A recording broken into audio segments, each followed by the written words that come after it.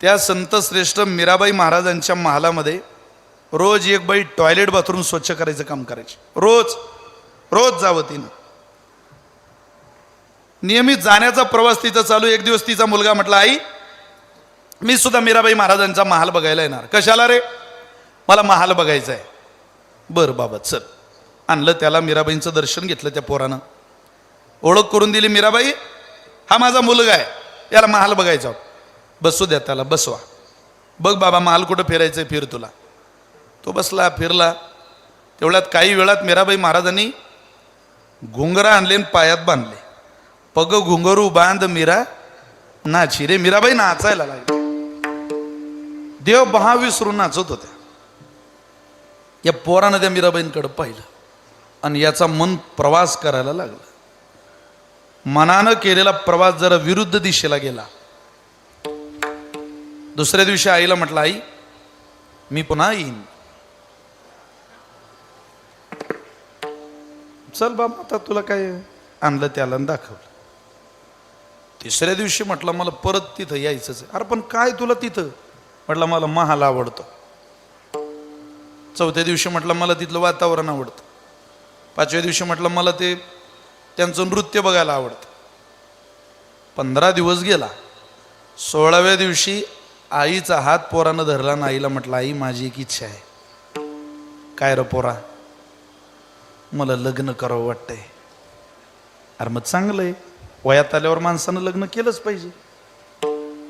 तो म्हटला पण मला मीराबाईंसोबत लग्न करावं वाटतंय.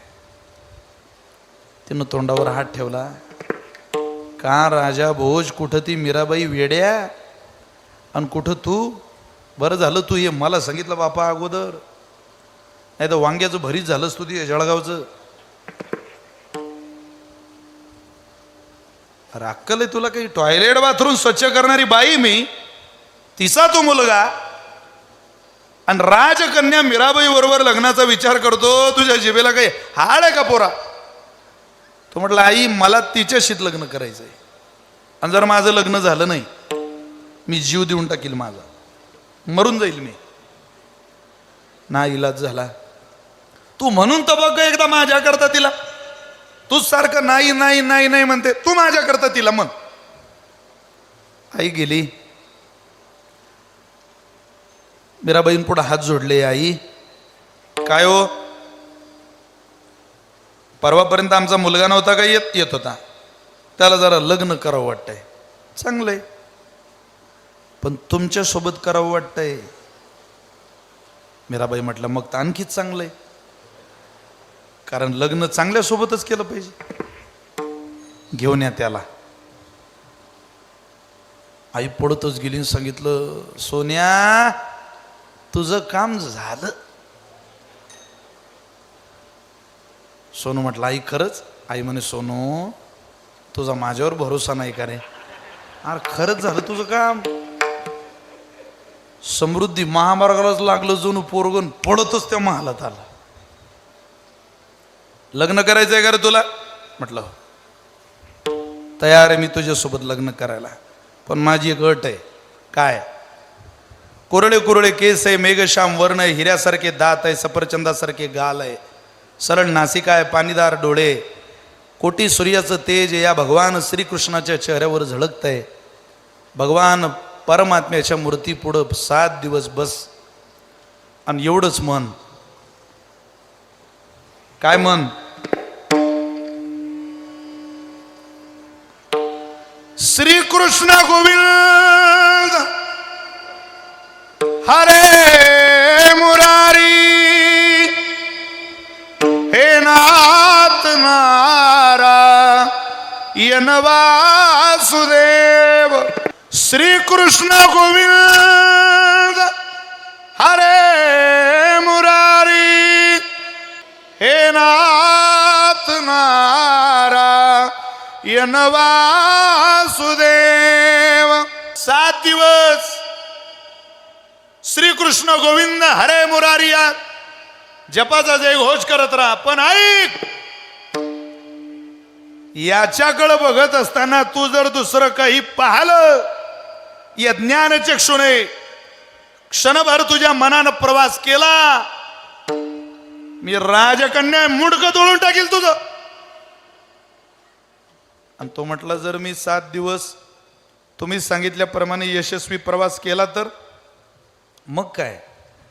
श्री रघुवर कोमल कमल नयन को पहनावो जय माला, पहनावो जय माला. श्री रघुवर कोमल कमल नयन को पहनावो जय माला, पहनावो जय माला.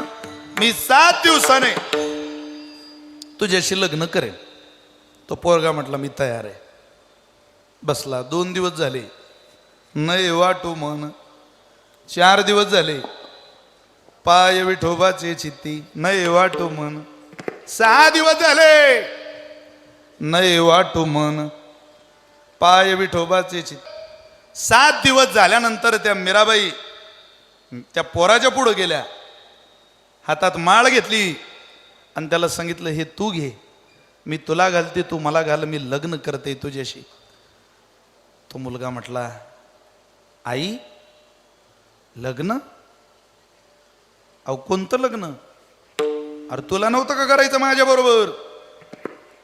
तो म्हटला नाही हो आई, आता लग्न झालं, घररिगे झाले, पट्टराणी बळे वरिले सावळे परब्रह्म सावळ्या परमात्म्याबरोबर माझा विवाह सोहळा झाला, आता लग्न नाही.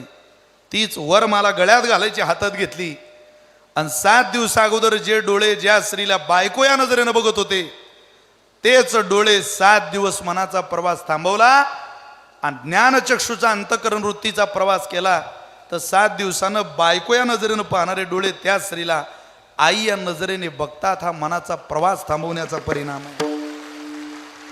तुकोबारायांची वाणी काही सहज आहे का? थांबवा, प्रसाद मिळेल. प्रपंचाचा शेवट पश्चातापाने होतो आणि परमार्थाचा शेवट हा प्रसादाने होतो. आपल्याला प्रसाद मिळावा अशी अपेक्षा असेल तर मनाचा प्रवास थांबवावाच लागतो. आणि तो कुठं थांबवा? पाय विठोबाचे चित्ती असो द्यावे, दिवस राती रात्रंदिवस आपल्या अंतकरण वृत्तीत भगवान परमात्म्याची चरण कमल पहा. पण कावा आम्हाला संकट आलं, कोणाला शरण येऊ नका. ये सब चोतो की बाजार में पत्रों का व्यापार करने वाली दुनिया आहे. इथं खोटारडी माणसं जास्त झाली. माणसाचा नाद करू नका. तुम्हाला नादच करायचा असेल तर तुम्ही नये का कोळती कोणालाच का कोळतीला येऊ नका. हात जोडले की माणसं मजबुरी समजतात. हात जोडले की समोरचा मोठा स्वतःला समजतो, समोरच्याला हात जोडल्यानंतर लाचार समजतो. तुम्ही एकाच ठिकाणी हात जोडा आणि ते ठिकाण आहे येवो हरी भक्ती. भक्ती आपली आई आहे, माता भक्ती भेटली बळवंट, तिला शरण या आणि तिच्या पुढं हात जोडा. तुम्ही जर तिच्या पुढं हात जोडले जग तुमच्या विरोधात जाऊ द्या, पण परमात्मा जर तुमच्या पाठीशी असेल तर एक दिवस तुम्हाला आहे त्या संघर्षातून आहे त्या दुःखातून मुक्ताबाईची शक्ती 100% बाहेर काढत असते. फक्त तिच्यावर तुम्ही विश्वास ठेवा.